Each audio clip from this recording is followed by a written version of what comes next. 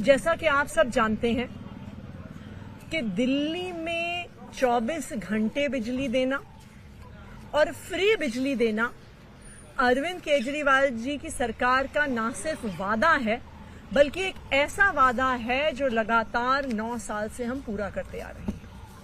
दिल्ली एक लौता राज्य है जहां 24 घंटे बिजली आती है और उसके बावजूद 22 लाख परिवारों का बिजली का बिल जीरो आता है।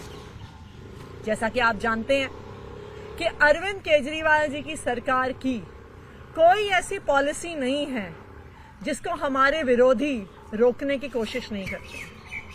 साल दर साल, हर साल जब भी अरविंद केजरीवाल जी दिल्ली वालों के लिए कोई काम करने की कोशिश करते हैं, उनके हित में कोई फैसला लेने की कोशिश करते हैं, तो हमारे विरोधी हर संभव प्रयास कर देते हैं उस काम को रोकने का। आपको याद होगा कि पिछले साल भी जब बिजली की सब्सिडी आने का समय आया था तो कितनी कोशिश हुई थी हमारे विरोधियों द्वारा उस सब्सिडी को रोकने की। एक समय तो ऐसा भी आया था जब हमें ये घोषणा करनी पड़ी थी कि आज के बाद जीरो बिजली बिल समाप्त हो जाएंगे। इस साल भी पिछले 1 महीने से लगातार इन लोगों ने हर संभव प्रयास कर लिया कि आने वाले वर्ष 2024-25 में दिल्ली वालों का जीरो बिजली का बिल ना आए और किसी तरह से केजरीवाल सरकार की सब्सिडी रुक जाए। इन्होंने अफसरों को बुलाया, अफसरों को धमकाया, पूरी कोशिश कर ली कि दिल्ली वालों के जीरो बिजली के बिल रुक जाए। लेकिन जैसा कि आप सब जानते हैं कि अरविंद केजरीवाल जी ने जब एक बार दिल्ली के लोगों को वादा कर दिया तो फिर उन्हें जो भी करना पड़े, जितना भी संघर्ष करना पड़े, जिसके आगे हाथ जोड़ना पड़े, जिससे लड़ाई करनी पड़े, कुछ भी करना पड़े, अरविंद केजरीवाल जी दिल्ली वालों को अपना वादा पूरा करके रहते। और आज मुझे सभी दिल्ली वालों को ये बताते हुए बहुत खुशी है कि आज की केजरीवाल सरकार की कैबिनेट की बैठक में जो दिल्ली वालों को फ्री बिजली के बिल मिलते हैं, जो उनको सब्सिडी मिलती है, वो 2024-25 में भी जारी रहेगी। उसका फैसला आज कैबिनेट ने लिया है।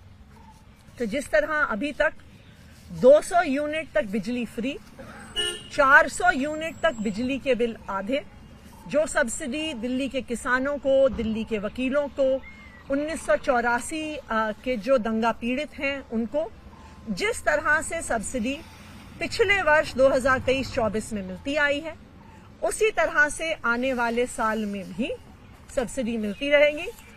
दिल्ली वालों का बिजली का बिल जीरो आता रहेगा और अब ये पॉलिसी 31 मार्च 2025 तक पास कर दी गई है। धन्यवाद। लेकिन आप बता सकते हैं कि क्या अड़चन इसमें आ रही थी?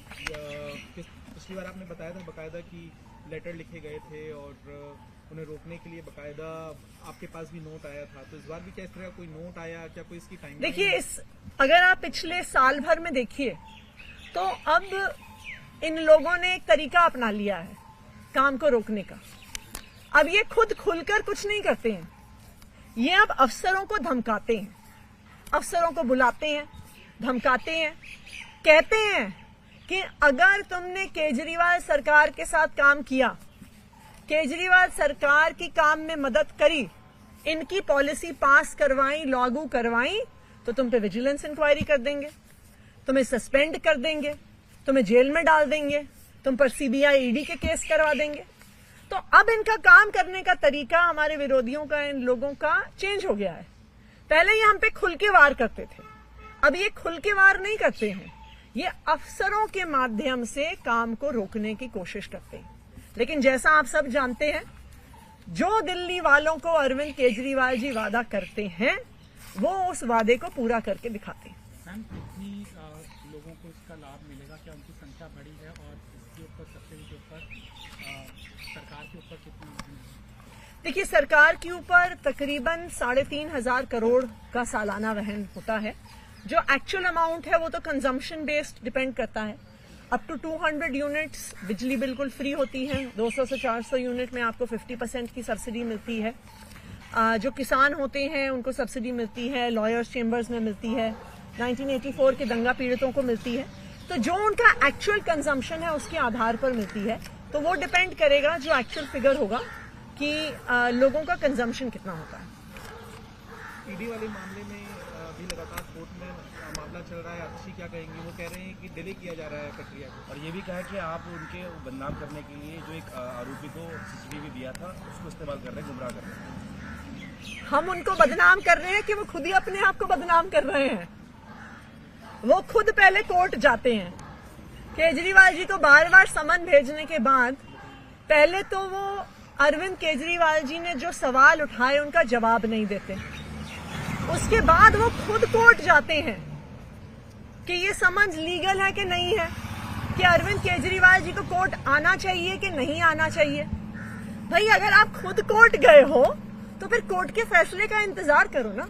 ये तो ऐसा लगता है कि ईडी ऐसा मानती है कि जी अब तो हम कोर्ट का भी इंतजार नहीं कर सकते, हम तो कोर्ट के भी ऊपर हैं। भाई खुद कोर्ट गए, अब कोर्ट का सम्मान करो, उनके फैसले का इंतजार करो। Thank you.